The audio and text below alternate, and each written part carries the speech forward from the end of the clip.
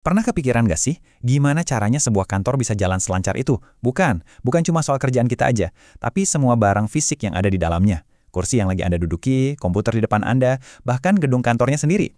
Semua itu kan nggak muncul gitu aja ya kan? Nah, di balik layar, ada semacam mesin tak terlihat yang terus-terusan kerja.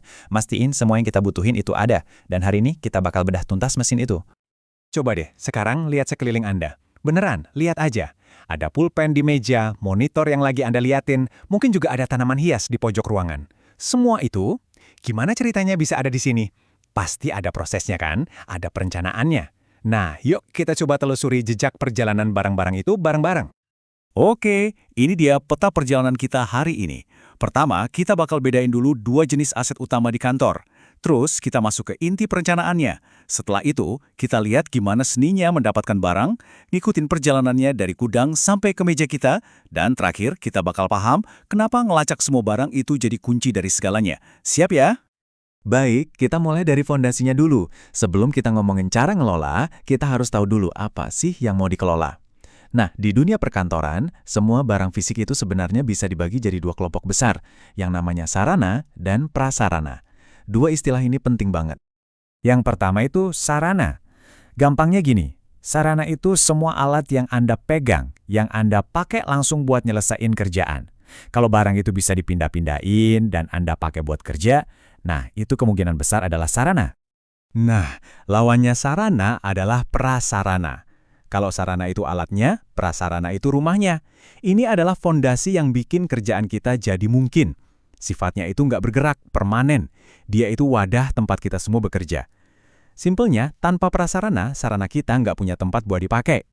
Biar lebih kebayang, lihat deh perbandingannya. Komputer, meja, kursi, itu semua sarana, alat-alat kita. Sementara gedung kantornya, ruang rapatnya, bahkan tanah tempat gedung itu berdiri, itu semua prasarana, tempat kita kerja.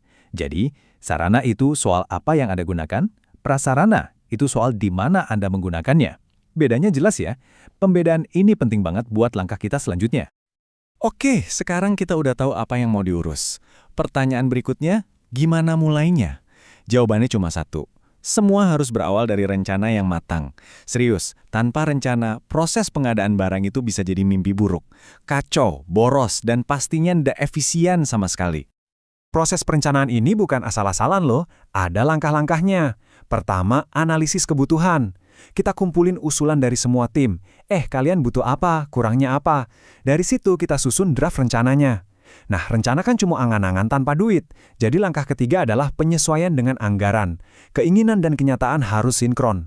Terakhir, setelah semuanya realistis, baru deh kita finalisasi rencananya. Lengkap dengan skala prioritas. Mana yang harus dibeli duluan? Terus kenapa sih kita harus seribet ini? Ya, karena rencana yang bagus itu bisa ngehindarin kita dari beli barang yang salah dan pastinya bikin semua jadi lebih efisien. Tapi yang paling penting, ini menghilangkan ketidakpastian. Semua orang di kantor jadi tahu apa yang akan datang, kapan, dan kenapa. Jelas kan?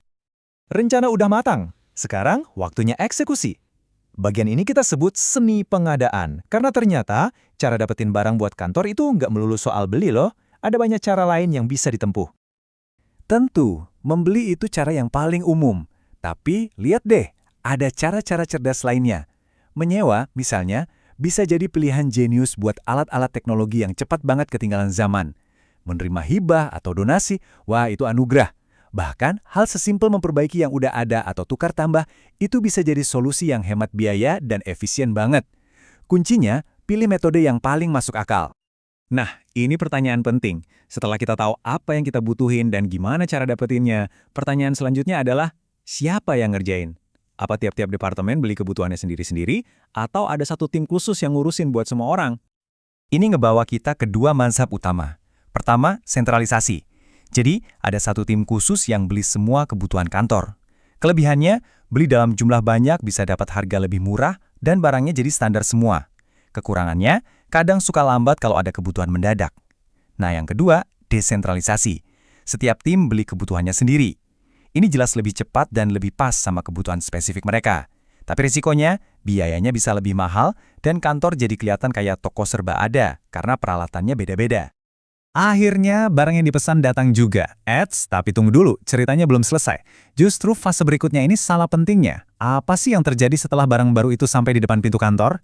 Ini semua tentang memastikan barang itu sampai ke tangan yang tepat dalam kondisi yang sempurna.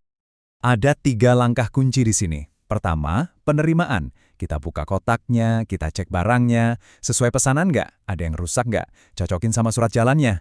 Terus penyimpanan. Barang kita amankan dulu di gudang atau tempat khusus. Dan terakhir, pendistribusian. Barulah barang itu kita kasih ke orang atau tim yang memang membutuhkannya. Ini nih poin yang paling krusial. Proses penerimaan itu bukan sekedar tanda tangan terima kardus. Bukan. Ini adalah garda terdepan kontrol kualitas. Disinilah kita mastiin uang perusahaan nggak kebuang sia-sia. Coba bayangin kalau kita asal terima aja, terus ternyata barangnya salah, rusak, atau jumlahnya kurang. Rugi kan? Jadi ini tuh benteng pertahanan kita. Dan kita sampai di tahap akhir yang mengikat semuanya jadi satu, inventarisasi. Sebuah kantor itu bisa punya ribuan aset loh, tanpa sistem buat ngelacak semua itu, perencanaan dan pengadaan yang udah kita lakuin tadi bisa sia-sia, logikanya sederhana. Kalau nggak dihitung, ya sama aja kayak nggak ada. Dengar kata inventarisasi mungkin kedengarannya ribet ya, tapi intinya simpel kok. Ini adalah proses yang sistematis. Setiap aset, mulai dari yang kecil sampai yang besar, itu dicatat, dikasih kode unik, dikelompokkan, terus dimasukin ke dalam daftar resmi. Ini cara sebuah organisasi buat tahu pasti kita punya apa aja, barangnya di mana, dan kondisinya gimana. Terus gimana caranya? Ya, kita siapin dulu dokumennya. Terus kita bikin sistem kode yang cerdas buat tiap jenis barang dan lokasinya. Misalnya, kode untuk laptop beda sama kode untuk kursi. Setelah itu baru deh timnya turun ke lapangan buat sensus barang. Nyatetin satu persatu.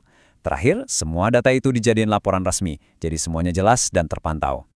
Oke, kita udah bahas tuntas nih siklus hidup aset di kantor yang katakanlah tradisional. Tapi kutipan dari Najwa Shihab ini benar-benar ngingetin kita akan sesuatu. Konsep kantor itu sendiri sekarang lagi bergeser kan? Kerja itu udah nggak terikat lagi sama satu gedung atau satu meja.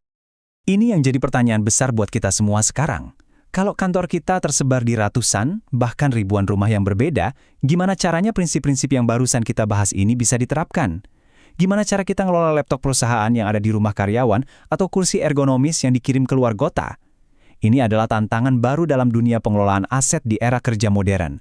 Sebuah pertanyaan yang menarik untuk kita pikirkan bersama.